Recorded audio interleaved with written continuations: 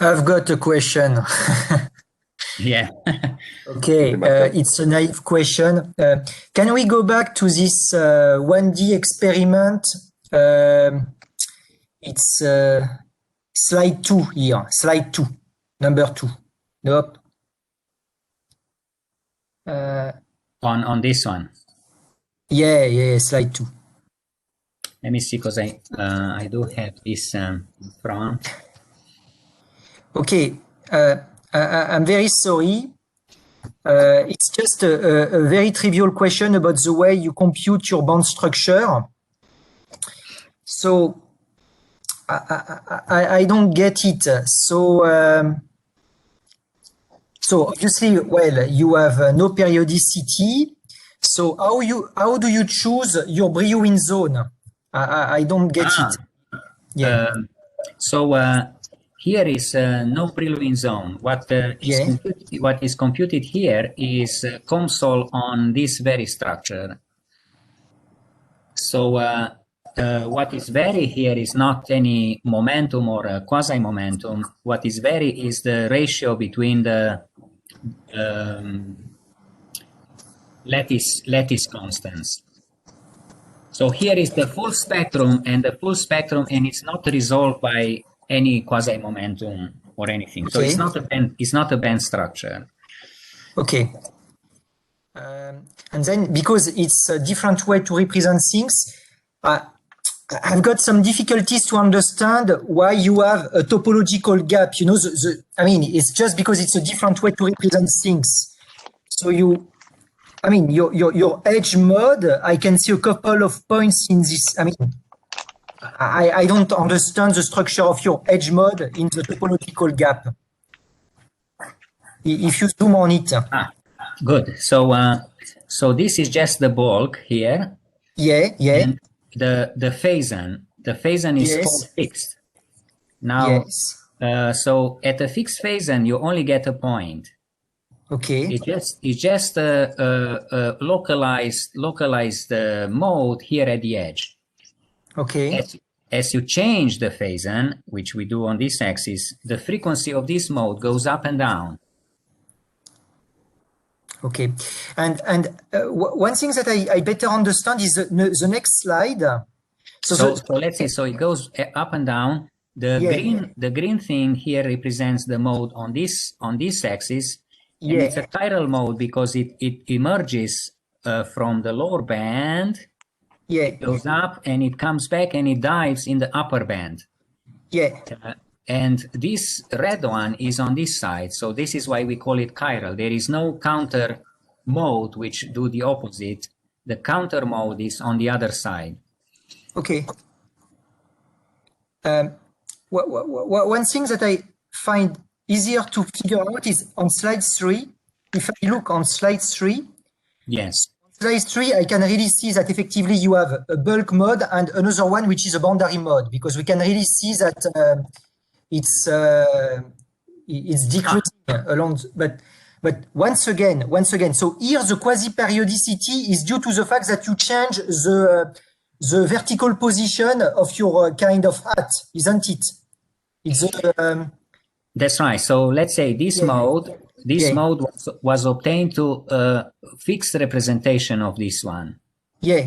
Now what you see here is a sine function, but if you add a phase to that sine function, of course the sine function will change, so you have to change.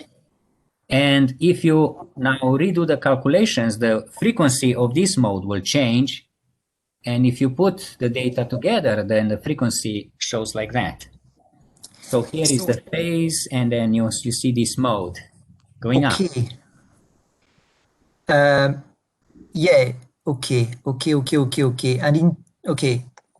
It's very interesting because you know you have some papers by Aller and Conca and so on. So it's not quasi-periodic. It's a periodic structure. It's a layered structure.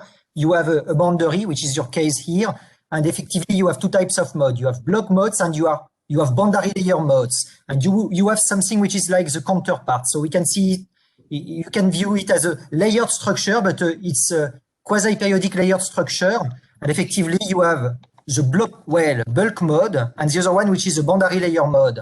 So it looks like you're and you have the entire spectrum if you add up these two types of mode. I mean, bulk and boundary layer mode. I mean, this is a full spectrum, or you still miss some modes? Would there be additional modes for completeness? For completeness. Yes, I was discussing with Mateus last night, and indeed there are torsional modes and of course, modes like this, but they are at lower frequencies. So in this frequency range, I think these are the prevalent modes. So it's flexural. You say that here it's flexural mode. So it's some kind of Kirchhoff-Love equation that you solve? Let's see. These are the flexural modes are at lower frequencies. Here the modes are transversal modes in the gray area. So in other words, this band go like that.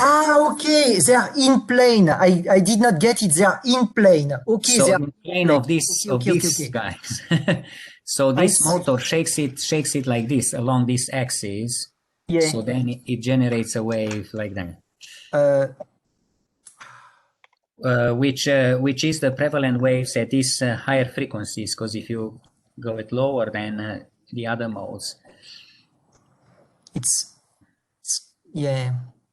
So what happens here is you sort of have a knob which is at your disposal. This knob is the Phason, and the knob, you can rotate the knob on a circle, on a torus, but if you fix that knob, you get a certain spectrum, and the topological spectrum only appear after you turn that knob completely. And let's imagine that you have a defect. Let's imagine that you remove a resonator. What happens in your spectrum if you have a defect? So in this case, for example, if we remove one, then you have a connection between two Chern insulator with the same Chern number. So you need to remove and shift this one, reflect it, and then you have a two Chern numbers with two different Chern numbers, and then you'll have a topological edge mode.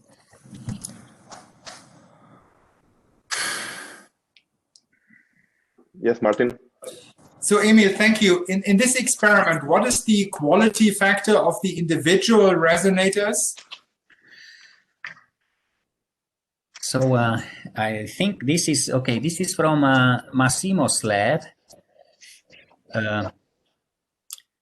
So I'm not sure. I will tell you what I think. Thinking that this is plastic and all that, the Q factor cannot be larger than, say, 40. Yeah, so it's basically the line width that I see in some of these plots, in these false color plots down there. Plots. Yeah, in my view, I have to pinch it and let it oscillate and see how many times it oscillates. That gives me a crude estimate of the Q factor. So I will say it cannot oscillate more than 40 times until it. Thank you. So the Q factors are very important. Also here, it is exactly, you have to, if you have a low Q factor, then the dissipation is hard. You have to push this one very hard. So you need a good Q factor, which brings this experiment to success. And always in all these experiments, it is the Q factor that goes. So this one, of course, you can move it from lower this corner to this corner, but if the Q factor of this is very low, there is nothing left over here to measure. There is an obvious question, Emil. There is an obvious question. You have a finite structure, so your spectrum, okay, it's a discrete spectrum because it's a finite structure. So what happens when your chain becomes longer and longer and it becomes semi-infinite? Semi-infinite. so if it becomes semi-infinite, then first this branch will go away, and then you'll see the full beauty of the thing. You will only see one band which comes from below, basically the green bands, and dives in. In that case, what will happen here is, luckily I know the answer because I work on the problem. As you can see here, the mode is pushed into the bulk spectrum. So here, the mode has been pushed into one of these bulk modes. It will disperse. There is no way this mode will actually stay. It will disperse throughout in frequency. If this was very far, very long, as it travels through the structure, not only it changes position, but also its frequency slowly dissipates to higher and higher frequencies. At the end, this one, there will be very little actually for this guy to be picked. He will only pick the frequency left close to the edge of the mode. So it's very important in these experiments that you let the mode only a little bit to be inside the bulk. So the engineering of these bands needs to show like this. For example, if this band would have go straight in here, and this band would have come straight from here, then there will be a sizable amount of time in which the wave actually goes through the bulk, and that's dangerous. It's high dissipation, and as I said, it's this other phenomena, which is the dispersion, which occurs in frequency.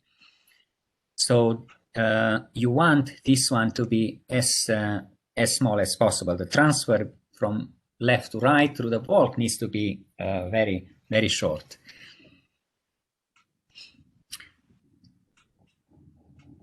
So then that will happen. If you send this one to infinity, this one will go a little bit, but then will slowly, in fact, dissipate in frequency, and you will not see very much after a while. After a while, meaning while moving to the right.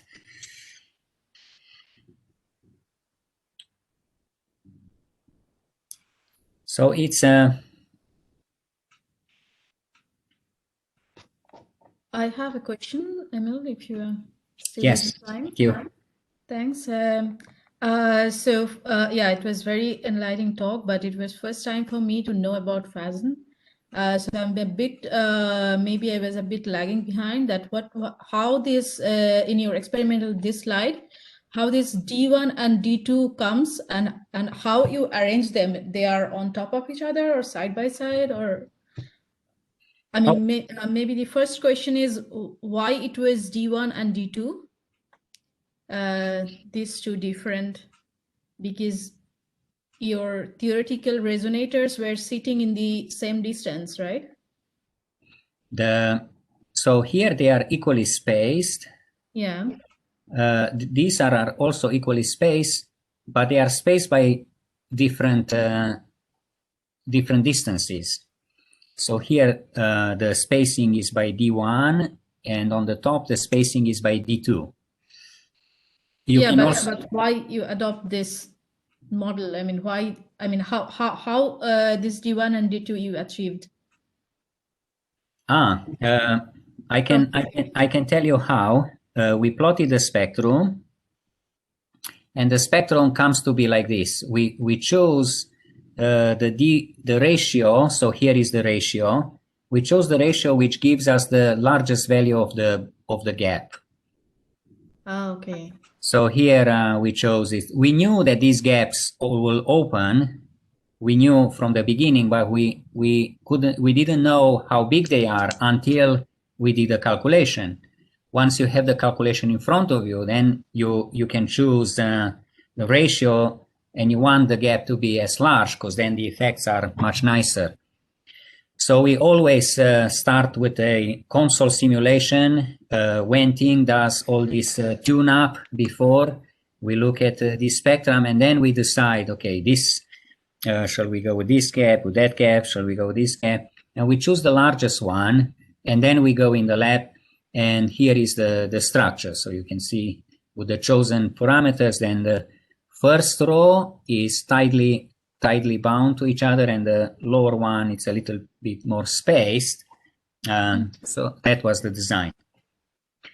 So at the end, I think how I recommend is you use that algorithm, you generate your lattice, and you, if you use acoustic or you use solid resonators, you go on with the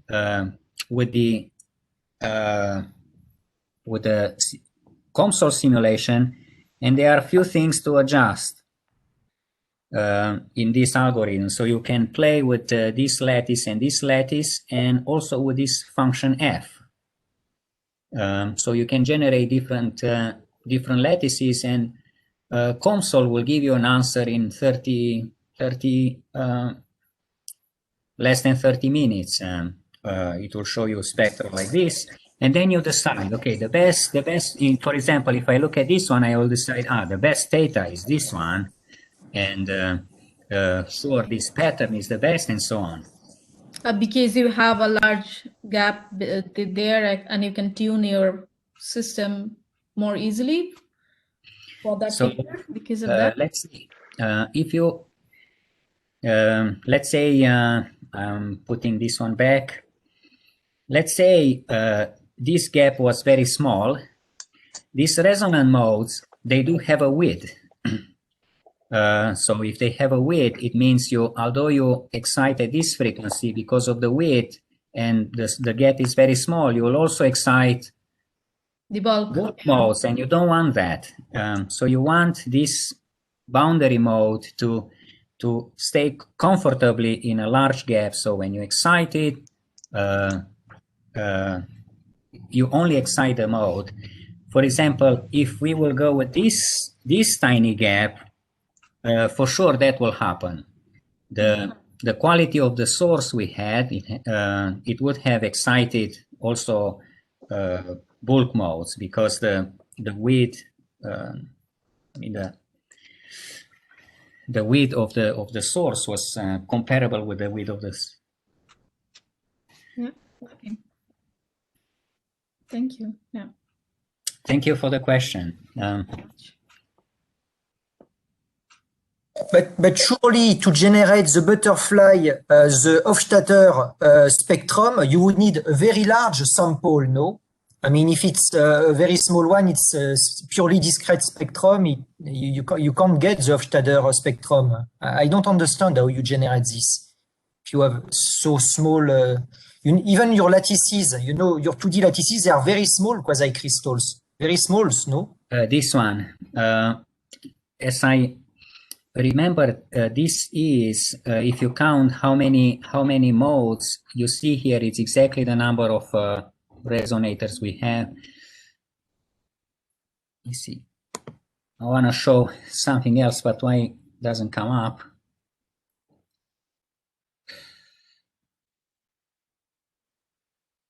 So I want to show the lattice with the fidget spinners. That's one of the best. Oh, maybe.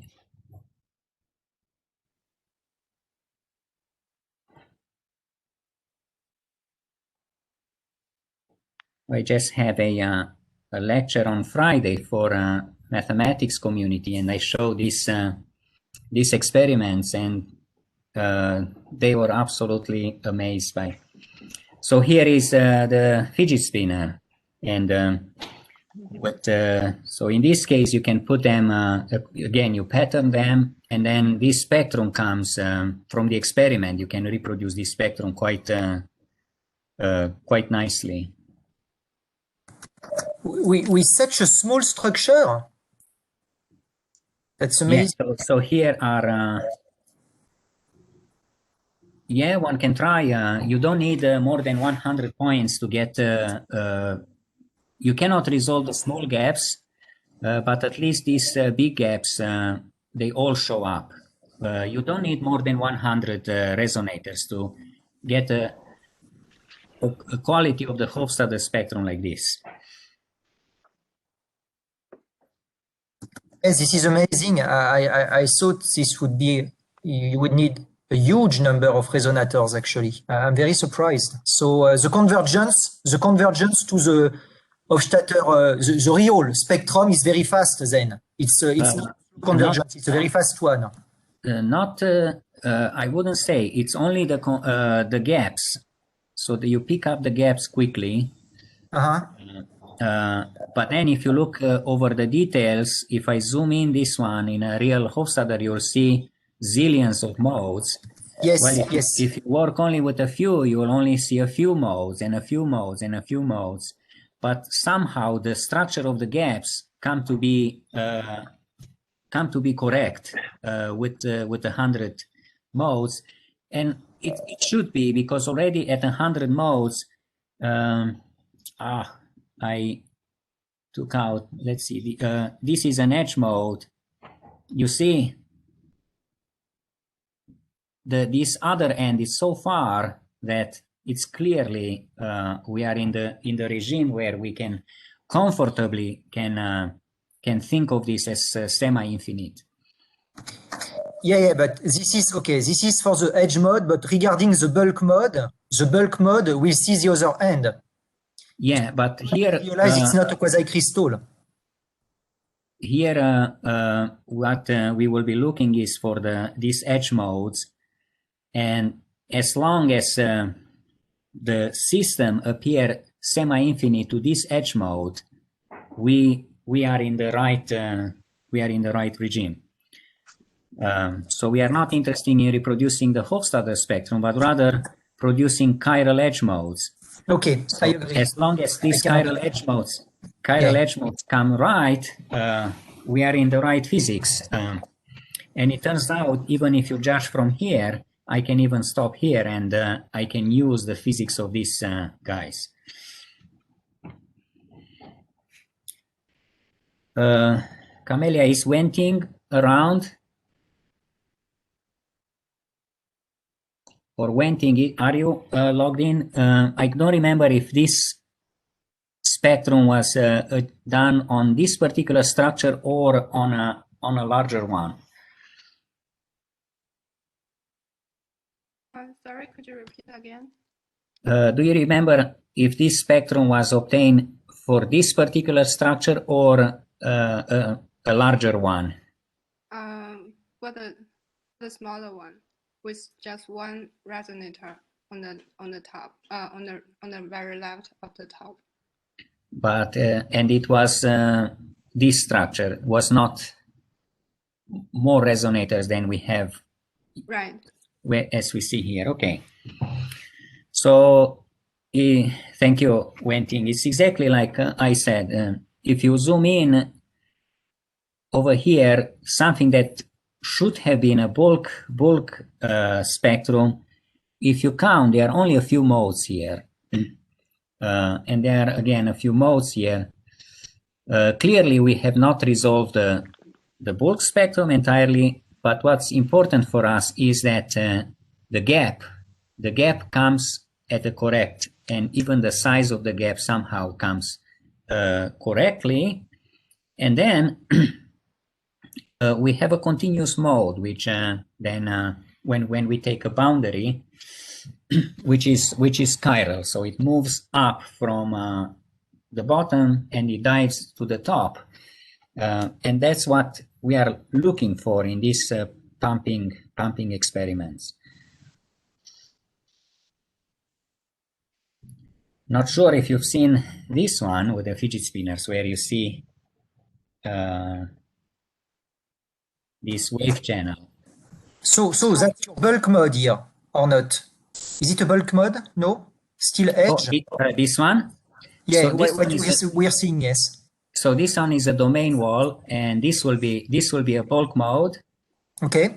And here is there is a gap in the spectrum. There is one single gap in the spectrum because some of these spinners have 6 arms, some have 3 arms. And then you create a defect, a domain wall, and when you actuate here, the signal only go over this domain wall if you drive it with the frequency in that bulk gap. Now this one is part of another project which is on periodic structures. It's what we're seeing here. Sorry, Emil. This is the experiment. It's a real experiment. This one, yeah. Okay. Yes. Yeah, that's right. It's a real experiment. The background has been taken out, but it's a real experiment. Unfortunately, you will say that the quality of the movie is not good enough, but this structure is about 1.2 meters by 1.2 meters, and a fast camera that we had had a very narrow wide angle or angle. So the camera had to be put quite far above the structure, and that's why the quality is not so good. That was 3 years ago. Maybe this time we. So what we are seeing is some kind of torsional wave. What is the kind of waves that we are seeing here? What is the kind of vibration? So the degree of freedom of these elements is just rotation. They cannot. The center is fixed. Okay. So this wave carry angular momentum. It doesn't carry rotation, linear momentum. I can, with this kind of platform, for example, you can layer the platform, and therefore, when you layer it, you obtain more degrees of freedom per node. And you can connect these arms in any way you want. So it's one of the most versatile platforms available. Well, you think that these are toy models, but in fact it's about $10 per node. So if you make a lattice of 100 by 100, and that's 10 to the 4 times 10, it's in the hundreds of thousands of dollars, a structure like that. So we need to thank again the funding agencies for letting us have this this system, because we do have, I think, thousands of these fidget spinners, which are amazing. It's really, you are looking at quantum mechanics when you flick one of these and you see the waves going around. It's really quantum mechanics seen by the naked eye. And then if you try to go and measure one, you will see that you try to measure and you disturb these wave modes. So sort of this demolition experiments from quantum mechanics, we experience them firsthand in these systems. I love them.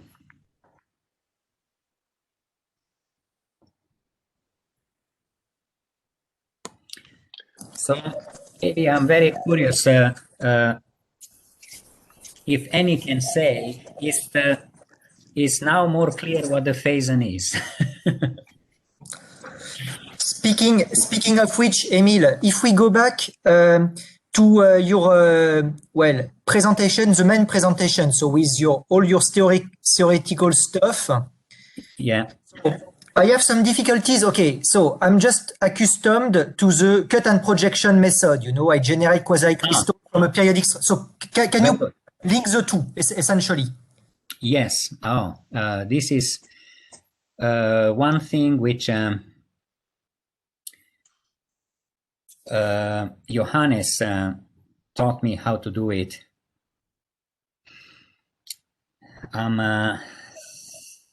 Let me think. I'll pull a talk.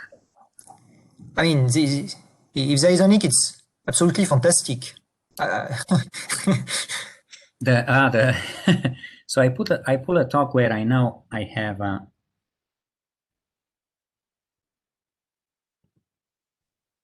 because this question comes a lot. What is the difference between quasi-periodic and quasicrystalline? So here I'll go all the way to the end. I think it's... So here is how you generate cut and project. Yeah, you said you are familiar with this. You have a lattice, and you take a line, and when from these corners you project, and then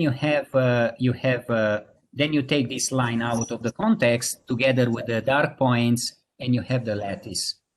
So essentially, it's torus once again. You know. Let me see what's the torus. So because in fact you can just consider a simple unit cell, and you will fold your line on this. You know.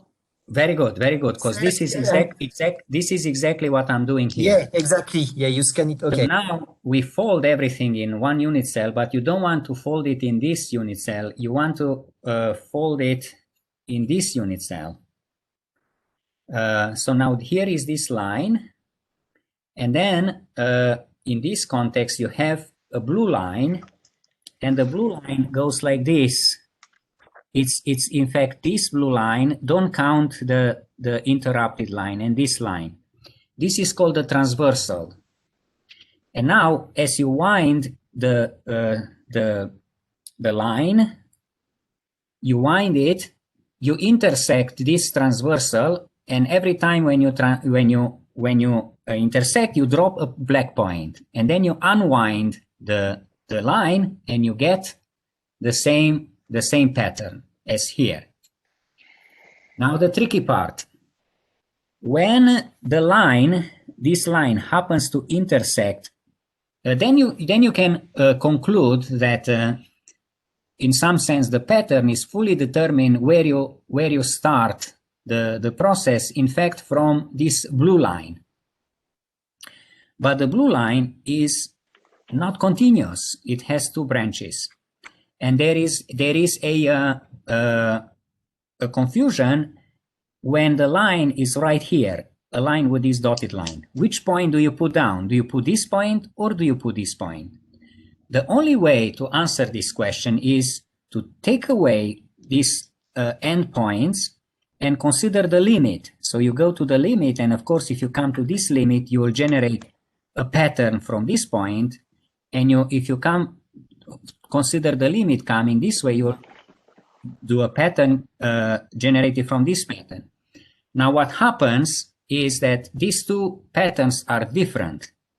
Therefore, when you try to close this one to the limit, try taking the limit, you don't get a continuous line which would have give you the circle together with this continuity, but rather it gives you a circle less point. It's the point which, and then you have to repeat this one for the next cycle, and for the next cycle, for the next cycle. It turns out the Phason for this one lives on a characterized circle. It's a circle from which you have to remove a dense number of points. So there are very big differences between, if you take the same dynamical matrix and you get a spectrum for this pattern as a function of this angle theta, which is just the slope of this, you get a spectrum like this. The difference is that you can go from each gap to any other one without crossing the spectrum. So there is no phase transition in this system. Every single gap can be connected to any other one without going over any bulk spectrum. And this is exactly the fact that the Phason lives on this completely disjoint, completely discrete space, which is the Cantor set.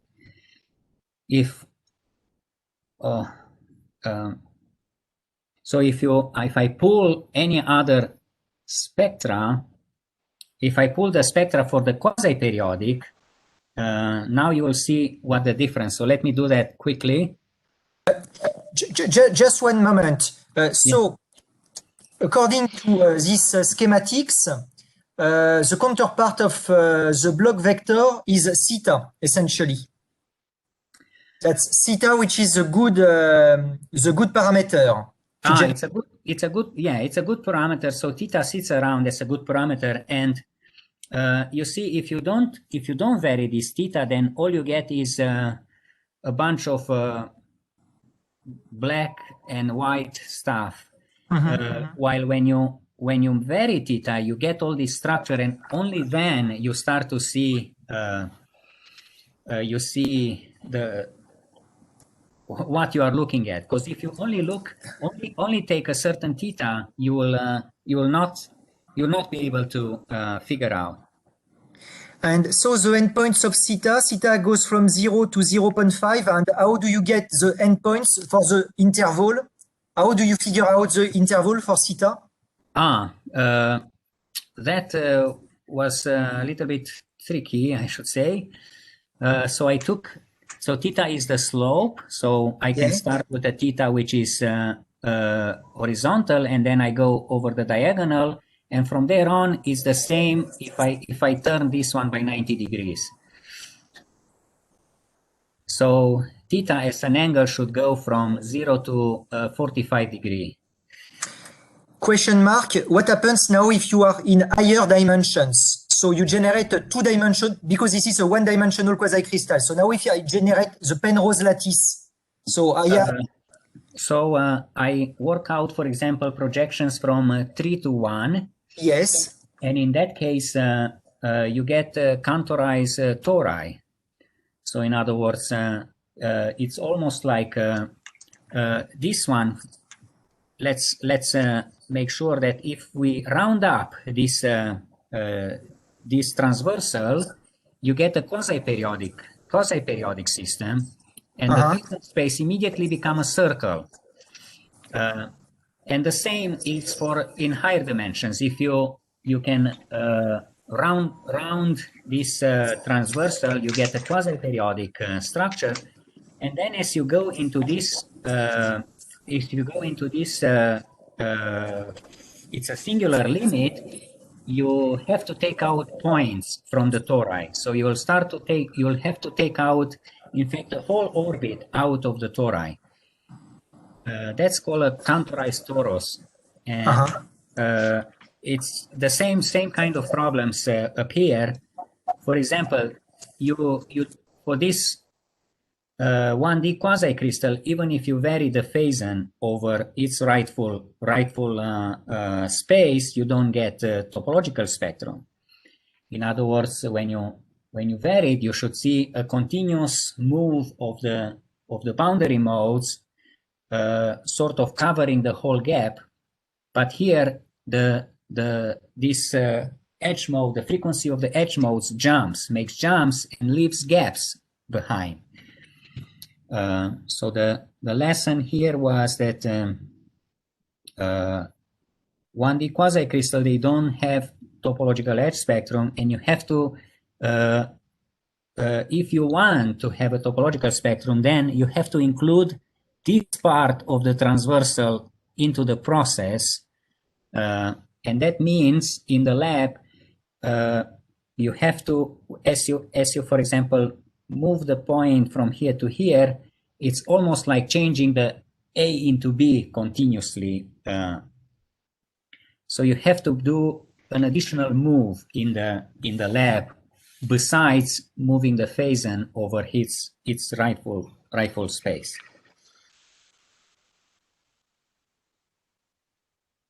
And these are fine questions. I think would have been very difficult to answer without this kind of analysis. But it's quite clear that the gaps are all connected to each other. There are no topological number which prevents you. Oh, I was about to show the difference.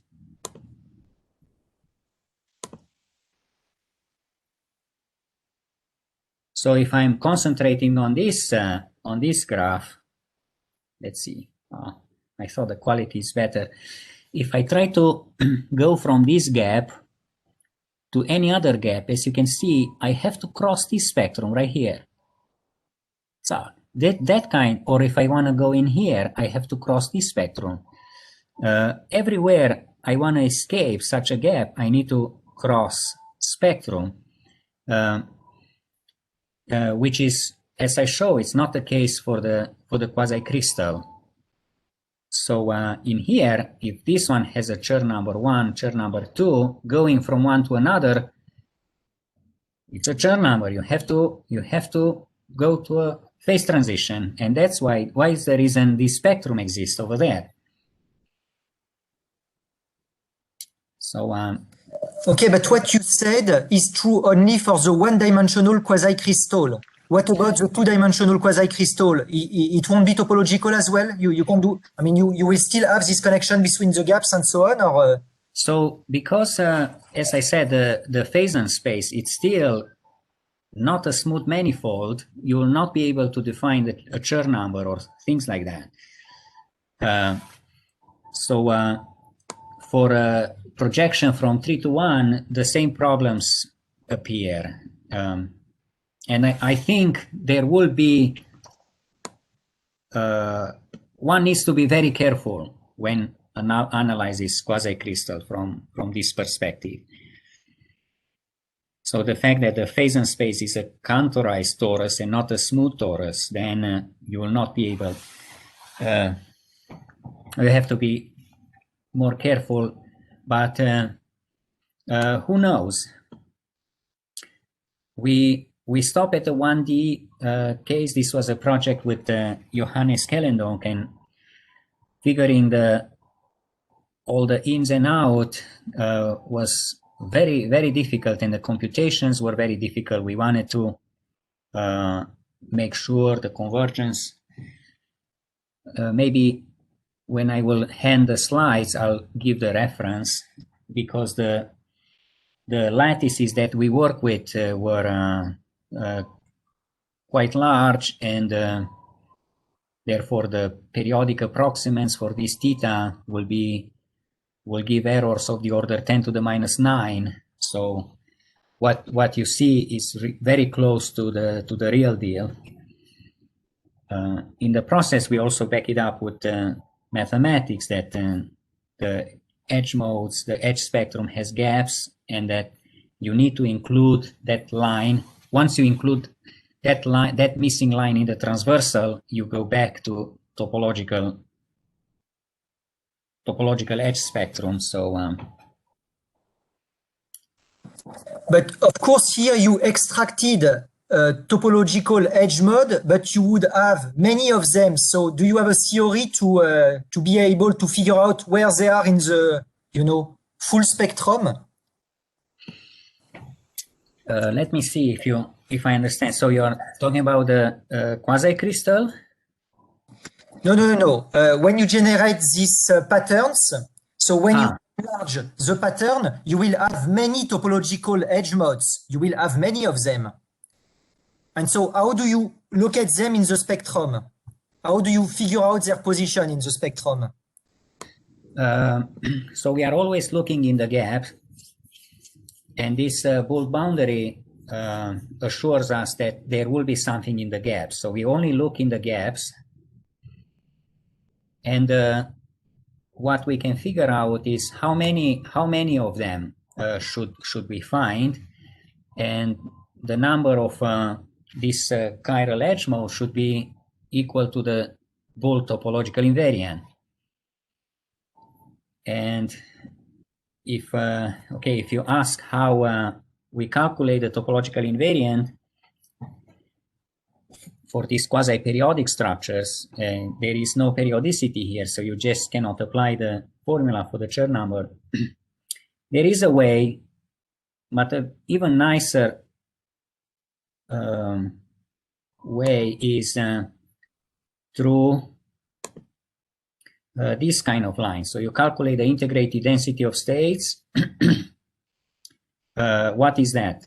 You pick an energy and you count how many eigenvalues you have below the spectrum, you divide by the length of the chain, you get a number. You plot that number here, theta comes on this, and energy is out of the page. Every time when you see an abrupt change of color here, it means the graph shoots straight at you. The graph is vertical, so it means you vary the energy, but the IDS stays constant, theta stays constant. It means you really navigate inside one of these spectral gaps.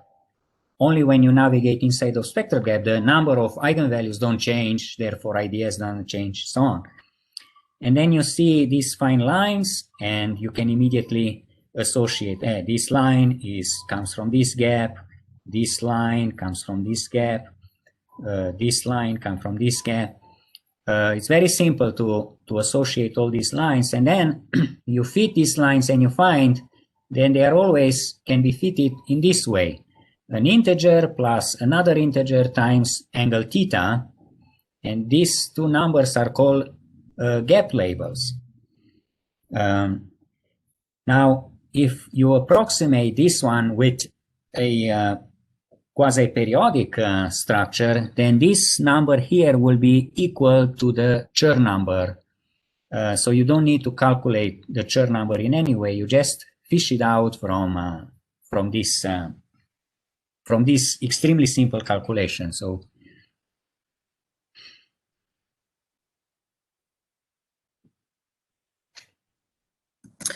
but this is okay. It's a beautiful recipe, but so I really have some difficulties to connect this to the Berry phase and so on. There is no Berry phase left when you go to quasi-periodicity. So the bulk boundary correspondence comes from a totally algebraic argument.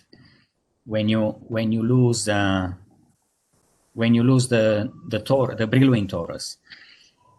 So there is no Brillouin torus here. So the reason why these modes come is established through algebraic arguments. And okay. But still, you see your structure here. It's periodic in upper dimensional space. So wouldn't you be able to somehow figure out some kind of Berry phase in the higher dimensional space? Yes, in some sense, once you approximate this theta with a rational number, then quasi-periodicity is restored with some very large, possibly very large units. So you could associate a Berry phase to a rational approximant. Yeah, that's right. So look, here is the theta equal 2/3, I think. Yeah. No, 1/3. And then you see one continuous band, one continuous band, one continuous band. This is a periodic structure with 3 degrees of freedom per unit cell. That's why you see 3 bands. And then you can calculate the sort of the Chern number for these guys. So periodic approximants, can be used throughout. And that perhaps that's important. Very, very good observation. That's very nice. So there is a mean to use really the usual theory with rational approximant, and that would work. Exactly, because here, if you have a Chern number for this gap, then the Chern number is fixed throughout. So you can look here. It's θ1 equal 3. You see 3 bands.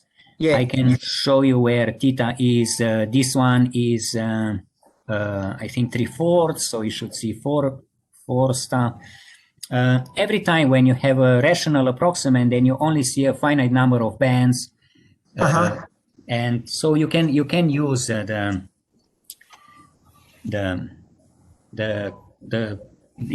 periodic approximants. Oh, that's wonderful. That's excellent to know, because it feels, it's more comfortable, let's say. Yeah, that's right. Very, very. I'm so glad you brought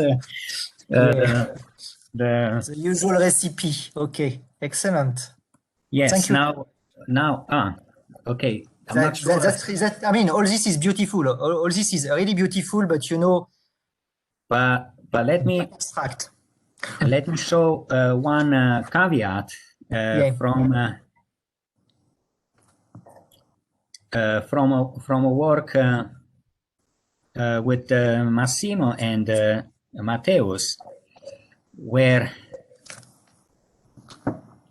well, I think some people would like to have other things to do. Let's say we can stay. We can stay. We can stay. We have a Moir pattern. Okay. Now, if you have a Moir pattern, yes, there is a discrete number of thetas for which you can restore periodicity, like here. But the unit cell, for some, are small, but immediately the unit cell becomes horrendously large. You will have huge problems to apply periodic approximants. So here is the spectrum you get when you apply the same dynamical matrix as a function of rotational angle, and you start seeing all these gaps. And you calculate the IDS, you see all these web of lines. And then the prediction from this algebraic method is that IDS can be fitted with this expression. And in this expression, you see 1, 2, 3, 4, 5, 6 topological invariants. So what are they? These are Chern numbers, two-dimensional Chern numbers, and this one is four-dimensional Chern number. And if you fit this expression with any of these lines, you can, with one calculation, you can calculate all these 6 invariants at once. For example, this gap, the IDS is right here, and you fit it with this line, and you calculate what the fitting parameters, and you get 6 invariants in one shot. I'm not sure how you'll, what you will have to do is to, if you apply periodic approximants, then you should look for a theta in this sequence, and this gap is only open here. If you happen to find a periodic approximant in this interval of theta, you are in luck, but sometimes you cannot. So it might work and it might not work. So then I think this type of analysis is it's much more effective. Yeah,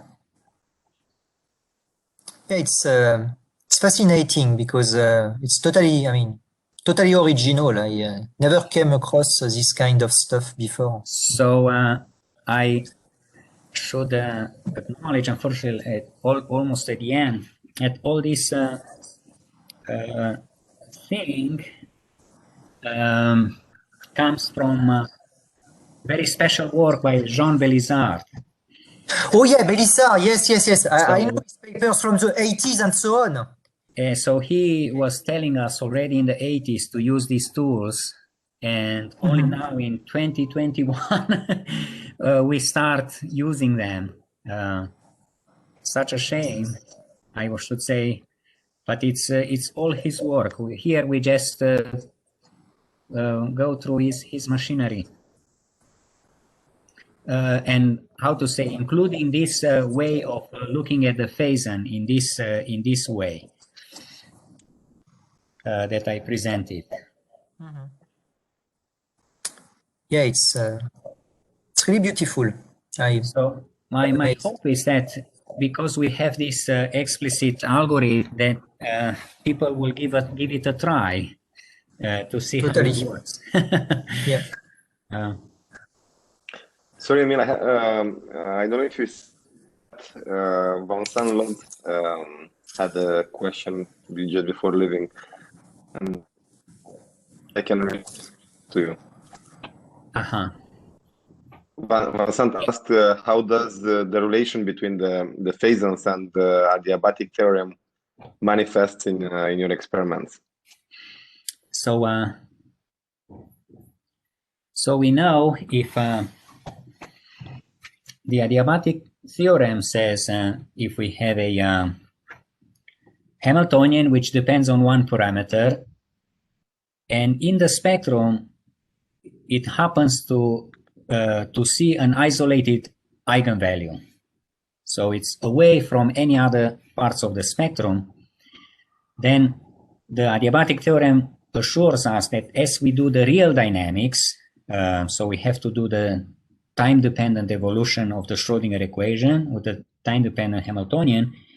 If you do it small enough, then the evolution, if you start from that eigenvector, then you will stay, the evolution will take you in the same eigenvector, but with a, for a different Phason value. What that means in our case is that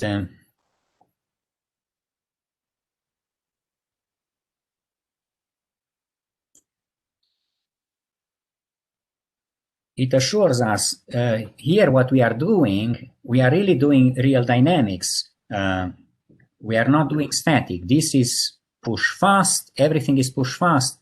The adiabatic theorem assures us that if we look at a certain moment of time what the mode will look like, then it says that the mode should look with the eigenvector corresponding to that moment of time plus some errors, and that errors goes to 0 if you do it slower and slower. So it is the adiabatic theorem which assures us that if we load this mode here and we push this one, we know that in time the mode will really look like this eigenmodes which we pre-calculated without using any dynamics. So those errors, as I said, they go down to 0 as the speed at which you vary the parameter goes to 0, and then the errors go high, very explode basically as you take this speed higher and higher. So then how you decide what is slow and what is fast? I said you have a frequency here, a frequency range that gives you a time interval, and fast and slow it should be relative to that time interval.